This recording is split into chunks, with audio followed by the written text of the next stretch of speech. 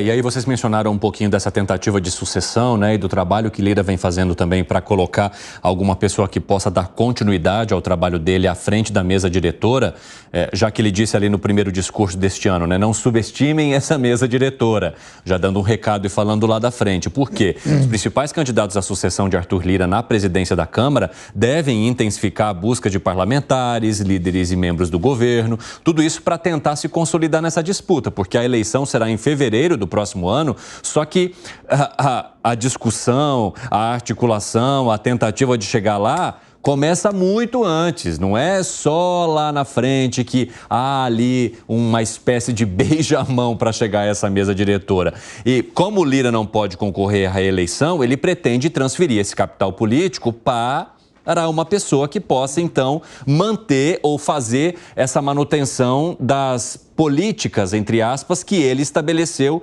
e da forma como ele dialoga com o Palácio do Planalto e também com os seus pares. E aí, Luiz Felipe Dávila, de que maneira que essa discussão vai trazer o Palácio do Planalto com algum tipo de indicação ou interferência, ou tudo indica que o governo deve ficar silencioso diante da grande possibilidade de Lira conseguir, sim, encampar ou colocar um sucessor ali naquela cadeira? Olha, primeira coisa, o presidente da Câmara é como o maestro de uma orquestra. Ele é que dá o tempo. Se você começar a violar o tempo, você está queimando a pessoa. O governo já saiu aí falando o nome do Antônio Brito lá do PSD como o candidato favorito. Essa é a melhor forma de queimar um candidato.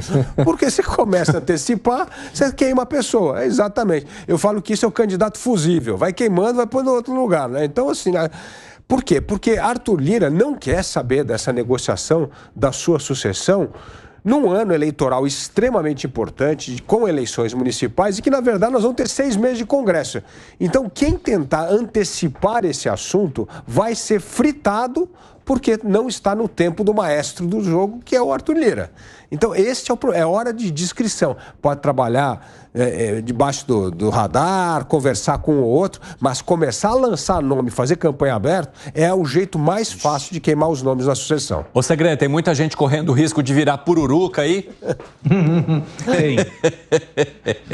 Tem. Imagina se vem alguém do Congresso e fala: você quer ser candidato a dirigir aí o deputado, Câmara de Deputados? Sim, mas por favor, não conta para ninguém, porque eu não quero ter nenhum problema. Aí quando fecham de alguma maneira as listas, colocar 5 minutos avaliando aí quem são os outros também que podem concorrer para traçar cenários políticos de apoio ou de não apoio. Não me parece que seja, bom, todos que estão aí já sabem disso, mas não me parece que seja nada válido queimar a largada, né? Como falam na corrida, queimar a largada. Ô, Fábio Peperno, no teu ponto de vista, tem muita gente queimando a largada aí nessa história? Eu acho que tem muito mais gente com medo de tentar largar. Então pode ter um ou outro nome um pouco mais assodado, mas, na verdade, tem muita gente que deve estar trabalhando, que cultiva esse desejo, acalenta esse desejo, mas está receoso. Assim, veja, essa é a eleição que tem um grande eleitor, que, obviamente, é o Lira. Sim.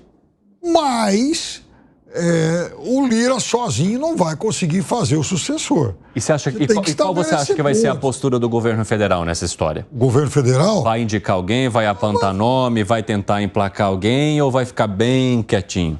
Então, o governo federal também tem os seus assodados.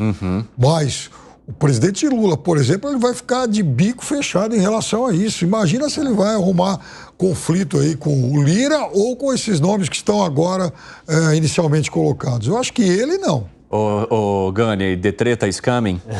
Sim. Aliás, uma andorinha não faz verão, um Lira também sozinho não vai fazer verão, mas ele tem muito poder. Eu acredito que os 2 nomes fortes que estão aí, o Evandro, é o Elmar Nascimento e o próprio Marcos Pereira. Eu arriscaria dizer que o Marcos Pereira ele tem um favoritismo maior, porque ele também agrada mais a ala governista. O Dávila sempre traz um argumento aqui que é verdadeiro, que caso o Elmar Nascimento ganhe, né, a gente teria União Brasil comandando as duas casas. Muito embora isso tenha já ocorrido no passado com o DEM, que era com o Rodrigo Maia e Davi Alcolumbre, mas é uma situação muito improvável. Então, eu apostaria em Marcos Pereira, vice-presidente da Câmara, que também é muito bem relacionado com Arthur Lira. 4h26, o pessoal da rádio vai para um rápido intervalo, daqui a pouco espero vocês, hein? Não saiam daí, é rapidinho. Luiz Felipe Dávila, e tuas apostas, aonde estão? Não, eu não gosto de fazer aposta sobre esses nomes, não, pelo seguinte, por causa, é o que a gente está falando, o Elmar, que pode ser uma pessoa que tenha mais afinidade com o Arthur Lira, tem esse problema, como a gente acabou de falar, que o Alan Gani lembrou, da história do Senado. E o Marcos Pereira, que está cada vez mais pendendo para o lado do governo, se for demais para o lado do governo, ele vai perder o voto do Centrão e da direita, porque não querem colocar uma pessoa que esteja subordinada ao governo. Então, é um jogo complicado, por isso que eu falo, é um jogo que tem que ir devagar, os dois são muito experientes, sabem que não pode queimar a largada, então é um jogo ainda, assim, são as primeiras movimentações no tabuleiro de um longo jogo de xadrez. Então, quem começar a fazer aposta muito antes, provavelmente vai errar, porque, de novo, o tempo disso é conduzido pelo Arthur Lira. E isso é importante, o Arthur Lira não elege, evidentemente, o presidente da Câmara, mas não se elege o presidente da Câmara sem o apoio do Arthur Lira. Tem alguma coisa que te impacta, Fábio Piperno? Eu vi um olhar meio de soslaio. Só uma coisa, só não vamos esquecer que tanto republicanos quanto o DEM, aliás, quanto União Brasil, por incrível que pareça, eles têm sido razoavelmente fiéis ao governo na maioria das votações. Aliás, alguém publicou um levantamento essa semana e, para minha surpresa, desses partidos do Centrão, quem mais deu votos ao governo foi exatamente a União Brasil, com mais ou menos 80% dos votos que a sua bancada deu até hoje. No caso do Republicanos, essa marca também é de 70 e tantos. Então, assim, convém ao governo se manter, digamos, em um silêncio muito parcimonioso, porque não tem que se posicionar, até porque são de partidos, esses nomes são de partidos que, na prática, vão se tornando partidos muito importantes para a base. Vamos chamar de silêncio frutífero. É isso mesmo. Que lá na frente possa trazer alguma colheita aí para o governo. Agora, falando um pouquinho sobre esses movimentos e sobre a influência de Arthur Lira também em relação aos partidos que compõem essa base, contei para vocês aqui no 3 em 1 que o PSB protocolou lá a saída desse bloco, né, que é formado pelo partido de Arthur Lira e por outros partidos também. Esse centrão duro ali da Câmara.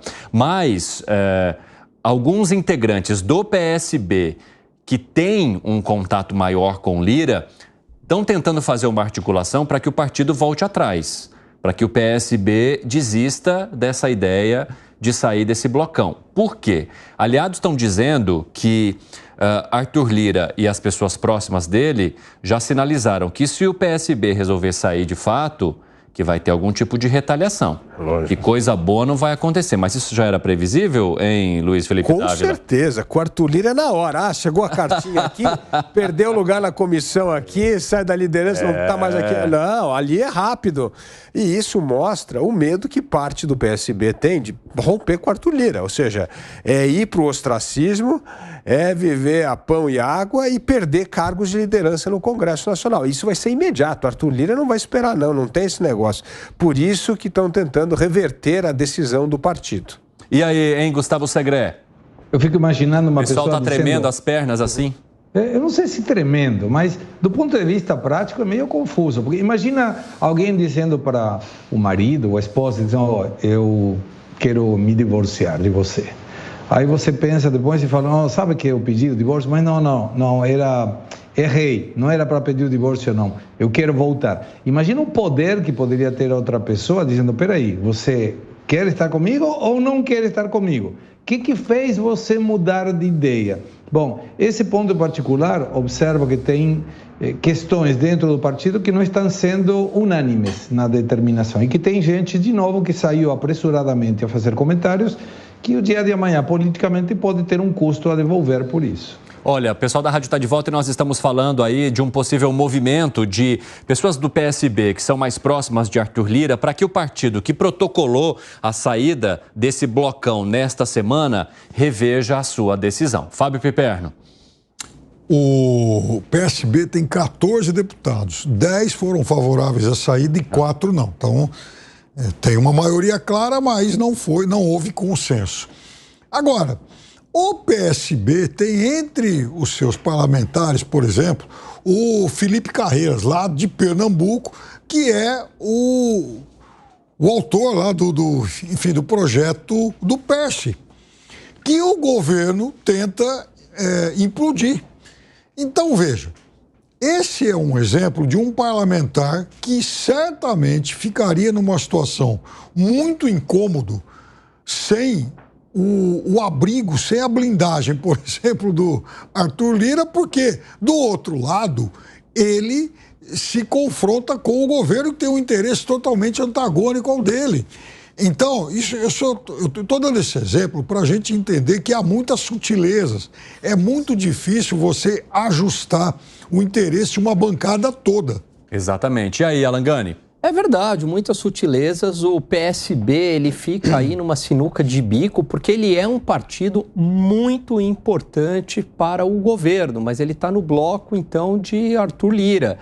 Por que ele é importante? Ele tem ministérios, ele tem a vice-presidência da República, até pouco tempo, Flávio Dino, o ministro da tropa de choque aí de Lula, hoje integrante do Supremo Tribunal Federal. Agora, também a saída deste bloco de Lira, além de perder comissões, significa perder verbas num ano eleitoral, porque existem também as verbas de comissão, as emendas de comissão, e até agora a gente está falando de 11 bi na mesa. E provavelmente eu acho que a Câmara ganha essa disputa e vai chegar em 16,5 bilhões.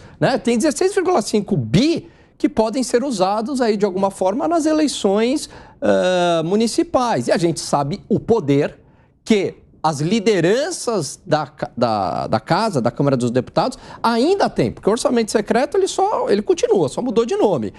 E aí significa que se o PSB voltar para a base mesmo, ser esse PSB raiz, super alinhado com o governo, perdeu essas emendas. Que foi, Dávila? Não, o PSB negociou muito mal sempre, porque ele vem perdendo relevância no Ministério, vem perdendo cargos importantes no Ministério, e agora, ficando órfão na Câmara, ou seja, saindo do blocão lá do Arthur Lira, ele vai perder dos dois lados, ele perde na Câmara e perde no Ministério. Então, pelo menos, ele devia ter negociado assim, nós queremos sair do blocão do Arthur Lira e ir para a base governista, mas em troca disso, como a gente vai perder essa verba, a gente precisa de pelo menos mais um ministério robusto. Precisava ter algum tipo de negociação. Então, ir de graça vai custar caro duas vezes, porque perdeu relevância no ministério e está perdendo relevância agora como um bloco político no Congresso Nacional. Gustavo Segré, falando de uma maneira bem popular, o PSB fez cagada nas negociações?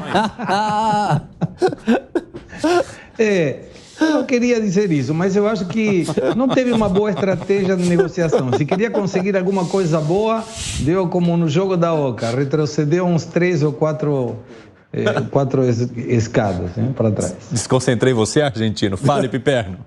Sim. O PSB, ele vem perdendo relevância, de fato. Ele é um partido que chegou a ter uma bancada de 35, quase 40 deputados, hoje tem 14. Até ganhou alguma coisa essa semana no Senado por conta da migração lá do Cid Gomes. Mas mesmo assim é um partido que está ficando menor, justamente no momento em que ele elegeu o vice-presidente da República, que não é pouco. Então, é um partido que tem sim que se reposicionar. Vamos ver até que ponto ele também consegue convencer tanto o governo quanto o Lira dessa necessidade, né? E aí, Gani? Não, é um partido importante não só pela vice-presidência da República, mas como a figura de Márcio França, que foi essencial durante a campanha. Flávio Dino, compondo ali a ala política do governo, uma fidelidade muito grande ao presidente Lula e hoje no Supremo Tribunal Federal. Então é impressionante como um partido com figuras do ponto de vista político tão importantes e tão relevantes, acabem perdendo aí a sua importância nesse jogo político.